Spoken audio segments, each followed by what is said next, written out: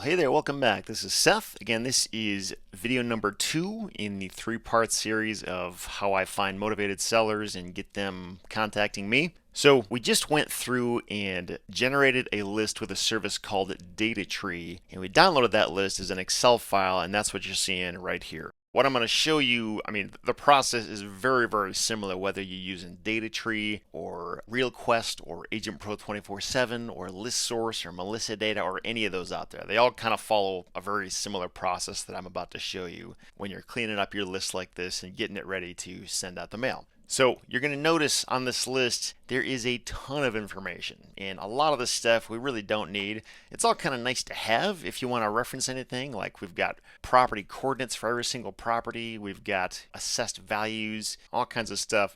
But again, for the purpose of just sending out the mail, we don't need 90% of this. So first thing I'd suggest you do is take this raw list that you got and save a copy of it, because you want to have the original copy that you can refer back to when you start doing property research in the future, when people start responding to you. It's nice to have all this data in one place. But once you've got that saved, we're going to go through and start deleting a lot of this stuff that doesn't really matter. So first thing I always do is I like to expand all of these fields just so I can see what they all say very clearly. That's pretty easy to do. You just click on that top row, go up here to Format, Column, and then Auto Fit Selection. What it does is it stretches all of them out so I can actually read what every single one of them is saying. Essentially what we want to do is we want to create 5 columns here. First one is going to be the owner's first and last name, then their address, then their city, state, and zip code. And that's all we need.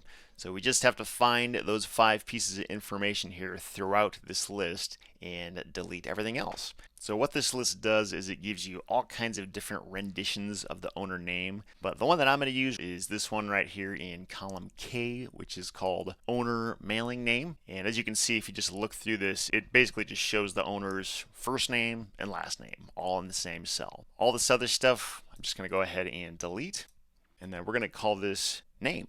Pretty straightforward.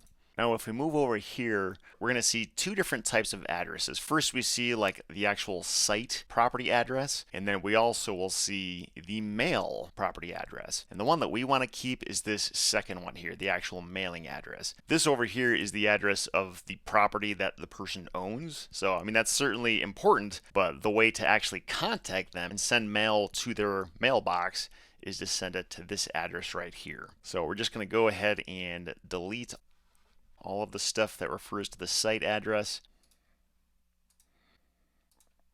In terms of filling out that street address one, that's going to be this one right here. And you'll actually notice right over here there's another one that says mailing full address, and this lists like everything in one cell. The street address, city, state, and zip code all in one. And I think there's probably some mailing services where you can get away with using that, but with the mailing services that I've always used, and also for that matter if you're ever doing a mail merge, it's a lot cleaner if you can keep those things separated in different cells. Just kind of gives you a little bit more flexibility than having everything stuck in a single cell.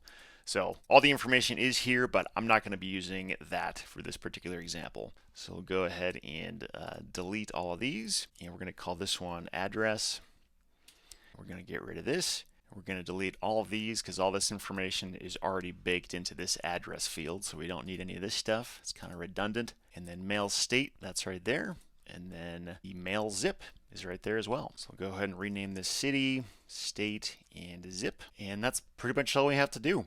All this other stuff here really is not necessary. Again, I think some of it can be helpful when it comes time to like identify properties based on calls you get. It's just helpful to have everything in one place. But for the purpose of uploading this list so we can send out the mail, we really don't need any of this stuff. I will say, if you ever were trying to send out mail only to properties with certain market values, again, you probably would have already specified that in the previous step when you were generating and downloading your list. But also keep in mind that data is included here on this list too. So you could sort the list based on this stuff. Like for example, if I knew I would never buy a $5 $5 million property, I could just go ahead and delete this one right off the bat. So just keep that in mind. There's a lot of helpful information that is here. I mean, you could really take any one of these things, and if something about it looked out of whack and you knew that you were not interested in buying that kind of property, there's a lot of data here you can use to further whittle down your list so that you're not sending mail to people that you're never going to do business with anyway. But assuming everything looks okay, you can go ahead and delete all the stuff that you don't need.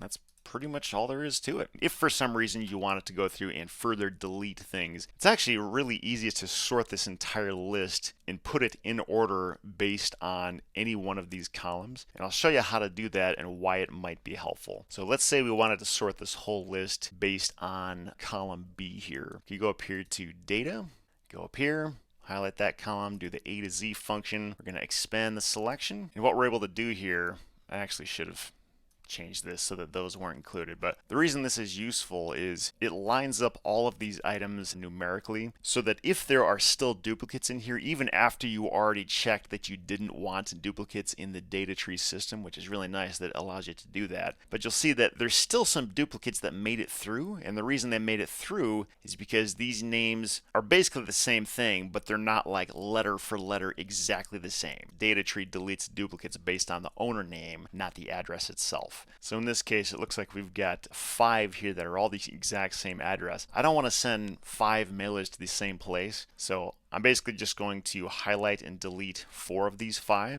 so that only one mailer makes it through. And then if we kind of look through here further, I'm not seeing, oh, looks like this one might be a duplicate. I'm not sure because there's 2 different units. I'm just going to go ahead and leave that on there.